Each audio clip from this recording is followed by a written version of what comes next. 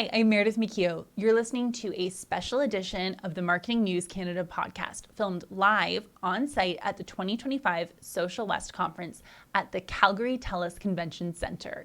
This episode features a conversation with one of our amazing speakers from the event. Let's dive in. We have the amazing Caley Dimmock here. Caley, welcome to the Canada Marketing News podcast. Thank you so much for having me. This is awesome. Yeah, we're thrilled to have you here. So, Caley, you are the Chief Executive Officer of Dimik Creative Group.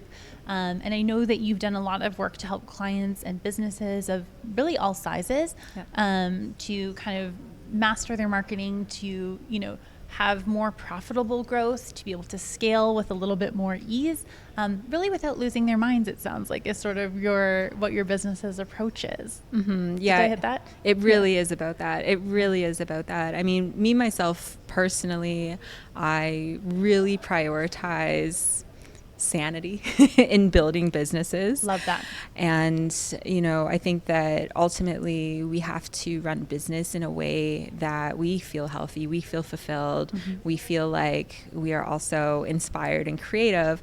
And so, that's, for example, why I love ads, because I think that obviously there's so many pieces of the marketing puzzle that are so incredibly important, but what is obviously really beautiful about ads, as you know, is that it's a skill-based thing that you can do, and you don't have to be on all the time, Like, of course, there's testing and this and that, but when you find something that works and you can just scale it, and that you can turn your attention to something else, and the leads are still coming in, the sales are still coming in. I mean, it's beautiful, right? Once you kind of crack that code. So yeah, really leaning into meta ads has done so much for my clients, businesses, and organizations, but mine as well too. It is also how I promote, my own stuff, because outside of ads, I also do programs and all kinds of stuff too. So it's been awesome to be able to lean on it. Yeah. I love that energy too of just, like you said, you find that thing that works and you can work with it and then iterate as you go, but that ability to have businesses that can operate and generate sales without having to be always on, I think that's the goal. So I love that you're helping your clients achieve that goal as well. Yeah, definitely. And I know, so part of your discussion here at SocialWest, and then just part of what we'll be sharing on the podcast, is a little bit more about like your expertise in some of these areas. And frankly, I know that for a lot of folks who are in this industry, 2024 was a doozy of a year. I feel like that was when we got all introduced to AI. It started to kind of come in full. There was a lot of changes on the platform side. There is just a lot of chaos happening. And people really felt, I think, the shift, whether you work in search engine optimization marketing, whether you work on the social side, whether you work in programmatic, there was just so much change. So what are some of the changes that you were finding had the biggest impact for the clients that you worked with? The absolute biggest one, which I just really focused my talk a few minutes ago here at SocialWest on, is really and finally and truly leaning into the Advantage Plus targeting. I know for me and for my clients, when it first came out, I was constantly testing it against still the hyper-specific, very manual targeting for my cold audiences. And when it was first coming out, I was still seeing across the board better results with all the other more traditional types of targeting that we'd been using, over and over and over again. And I felt a very palpable shift and obvious noticeable shift in results because I continually tested it, because I know that AI is improving continually. And in the fall of 2024, I was like, okay, we're here now. We really need to lean into these broader audiences because the ad delivery system has changed fundamentally. And it is so wildly intelligent now, and we have to trust that. We have to make the audiences big enough so that the signals that we are showing in the ad creative itself, Meta is then able to actually take those and match those with who it thinks is most likely to take action, right? Because I know, say 10 years ago, we do a sales campaign and you create an audience and you put 1 million people in the audience. Well, Meta is probably going to show that ad to most of those 1 million people. But now with the way things have shifted, you have 1 million people in an audience and you're trying to be really specific. Well, because of the way that the system has shifted, you're not going to get delivery to all those 1 million people. So you need to really back off and give Meta space to do what it needs to do. And I think right now the biggest thing that goes hand in hand with that is really looking at your ad creative. And what I've been telling people is the ad creative is kind of becoming the new targeting, because Meta is so intelligent. It has so much information on everybody and their behavior and what they're into and where they take action. And we also have, organization like pixel data, and it's just so much that's going into it. So if we are able to incorporate hyper specificity now into ad creative instead of targeting, that's where I'm seeing the best results across the board. And by hyper specificity there, I mean, okay, are we calling out who the ad is actually for? Are we looking at those archetypes? Are we saying moms, da da da da da? Are we saying bookkeepers, da da da da da? Being really specific, and also always doing that clarity check. When somebody looks at the ad within the first couple of seconds, do they know what it is? Can they answer the question, what is it and is it for me? Right? And I feel like that is probably one of the biggest and most important shifts that marketers need to really look at, is instead of being hyper specific on targeting and looking at, trying to find that magic audience and testing 10 audiences at a time. We're not really there anymore. We're looking at fewer audiences, and that's what's working best, because we have to give Meta the space to work with how it is finding the people who are most interested. Absolutely. Yeah. It's been the biggest change, I would say, in the digital marketing industry. 100%. Is 10 years ago, even up to 5 years ago, it was all about finding that perfect audience. All of the targeting parameters that were going to get you to the right people, right? That was the approach. No matter what platform you worked on, it was about finding that sort of secret unicorn. Sauce. Find the and audience, layering all the different pieces together just so.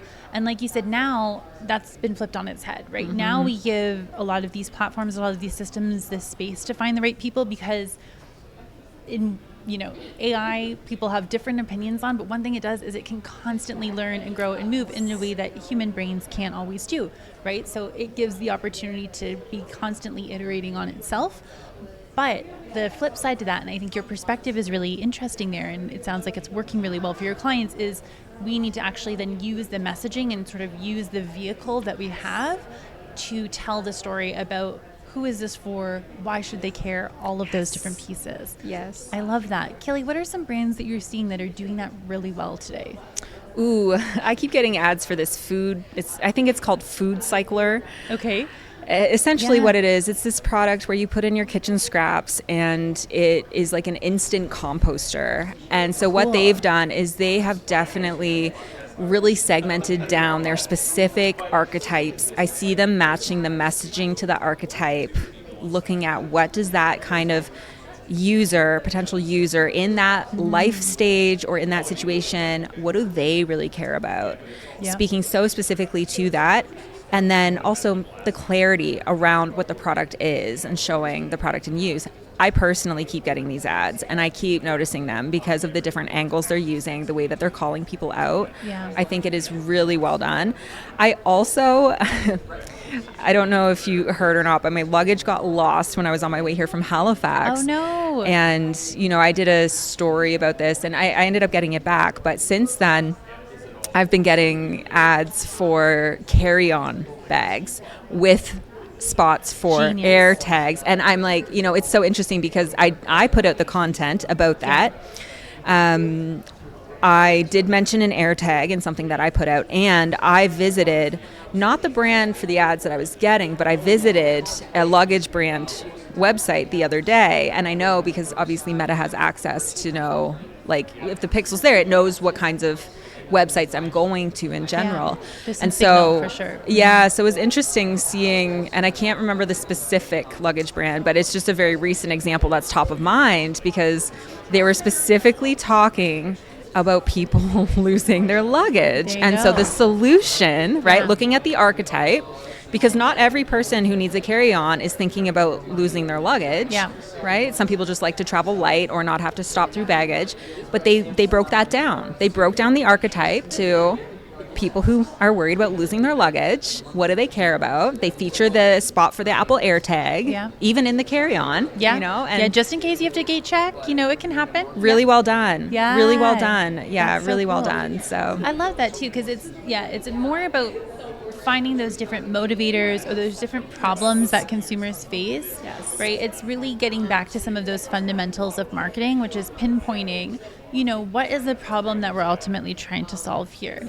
And who experiences this problem, right? And it sounds like if you can include both of those things in your creative approach, a lot of times that does the work for you, because now the systems are so smart in getting that right message in front of that right person based on signal, based on all these other factors that are, I'm sure, are beyond our understanding. But it's that idea of getting to the core of the problem and who does this solve and what does this give them? Is it free time? Is it convenience? Is it not having to worry about losing your luggage when you're on the way to a conference? I'm so glad you got your luggage back, but either way, if you bought this outfit today, it slays. That's awesome. Thank you. I love that. So lots of great inspiration out there. And when you're thinking about sort of forward-looking, Caley, what are the things that you're talking to clients about today that's, okay, we need to get in order on this because we need to be focusing here for the next year, 3 years, 5 years? Such a good question, because I find it really easy to advise on the next 6 months to year. Beyond that, and with, for example, some of the things that Mark Zuckerberg has said recently, beyond that period, it's a little murkier now, because he has been talking about, the generative side of ad creative, which does exist currently. In my opinion, I don't think it's there yet from in-platform, but it will be probably sooner than later. And so what I'm talking to clients about right now is, if I have a client who has a number of different offerings or a number of different products, we are getting product specific. So we are very rarely doing ads in a way where we're advertising an entire line or an entire offering. We are getting specific. We are saying, okay, what products do we know are working? What do you have good margin on? Let's use these as lead-ins to the brand, right? Because then it's easier to then define and decide, okay, who are those archetypes? What do they care about? A lot of my clients right now, if it's made in Canada, big thing we're doing right now, talking about that, putting that forward. So that's one of the main things that we're doing right now that I'm talking about with my clients. And I've actually been doing that, I think, for probably the last 6 months to year really strongly.